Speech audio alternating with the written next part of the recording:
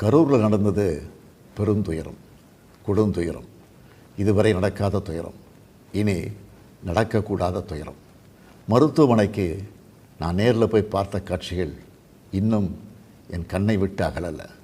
கனத்த மனநிலையிலையும் துயரத்திலையும் தான் இன்னும் இருக்கேன்.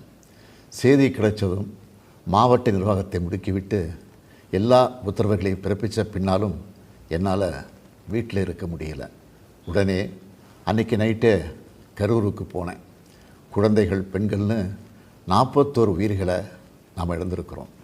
இறந்து போனவங்க குடும்பத்துக்கு தலா 10 லட்சம் ரூபாய் அறிவித்து அதை உடனடியாக வழங்கிட்டு இருக்கோம். ஹாஸ்பிட்டலில் சிகிச்சை பெற்று வர்றவங்களுக்கு அரசு சார்பில் முழு சிகிச்சையை வழங்கி வரோம். நடந்த சம்பவங்களுக்கான முழுமையான உண்மையான காரணத்தை ஆராய முன்னாள் நீதியரசர் அருணா ஜெகதீசன் அவர்கள் தலைமையில் ஒரு நபர் விசாரணை ஆணையம் அமைக்கப்பட்டிருக்கு. ஆணையத்தோட அறிக்கை அடிப்படையில் அரசோட அடுத்த கட்ட நடவடிக்கையில் இருக்கும்னு உறுதியளிக்கிறேன். இதற்கிடையே சோஷியல் மீடியாவில் சிலர் பரப்புற வதந்திகளையும் பொய் செய்திகளையும் பார்த்துட்டு தான் இருக்கேன். எந்த ஒரு அரசியல் கட்சி தலைவரும் தன்னோட தொண்டர்களும் அப்பாவி பொதுமக்களும் இறக்கிறத எப்பொழுதும் விரும்ப மாட்டாங்க. இந்த சம்பவத்தில் உயிரிழந்தவங்க எந்த கட்சி சார்ந்தவங்களாக இருந்தாலும் என்னை பொறுத்த வரைக்கும் அவங்க நம்மளோட தமிழ் உறவுகள்.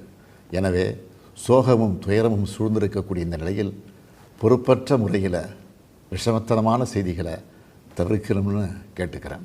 அரசியல் கட்சிகள், பொது அமைப்புகள் இது போன்ற நிகழ்ச்சிகள் நடத்தும்போது இனி வரும் காலங்களில் எத்தகைய பொறுப்போடு நடந்துக்கணும்ன்ற விதிமுறைகளை வகுக்க வேண்டியது நம்ம எல்லோருடைய கடமை.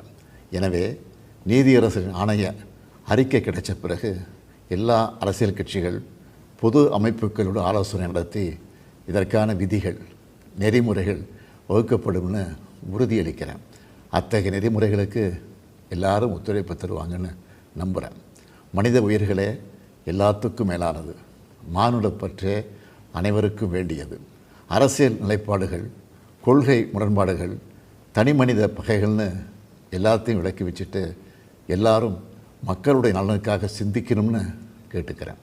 தமிழ்நாடு எப்போவுமே நாட்டுக்கு பல வகைகளில் முன்னோடியாகத்தான் இருந்திருக்கு. இதுபோன்ற நிகழ்வுகள் இனி எந்த காலத்திலையும் நடக்காமல் தடுக்க வேண்டியது நம்ம எல்லோருடைய கடமை. நன்றி, வணக்கம்.